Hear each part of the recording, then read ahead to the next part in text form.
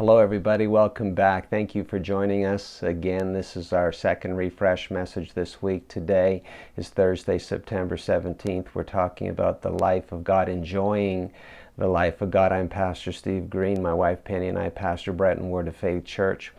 And we were looking yesterday at three scriptures that were all saying the same thing. They were all talking about how endurance combines with obedience in order to produce the life of God in the believer. So now let's notice in the scriptures that follow one of those verses. One of the verses we were looking at was Hebrews 10:36, how we have need of endurance, so that after we have done the will of God, endurance, after we've done the will of God, obedience, we may receive the promise, which is life, as we see, as we continue reading in Hebrews, as we see in other books of the New Testament.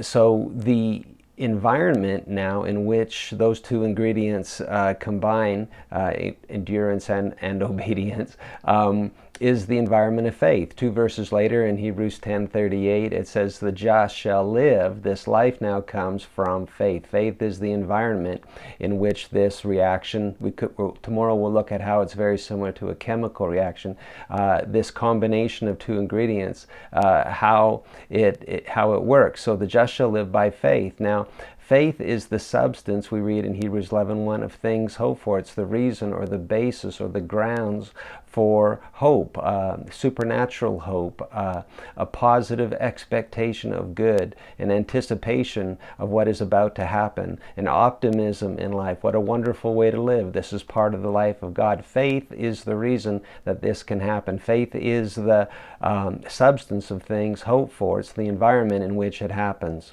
In Hebrews 11:7, we read about how by faith Noah, being divinely warned of things not yet seen, moved with godly fear, prepared an ark for the saving of his household. So Noah had faith. He took endurance. It took him 100 years to build the ark. He combined it with obedience, and it produced the desired result. In the next verse, we see the same thing in Abraham's life. By faith, he obeyed when he was called to go out to a place which he would receive as an inheritance. Noah combined obedience and faith, obedience and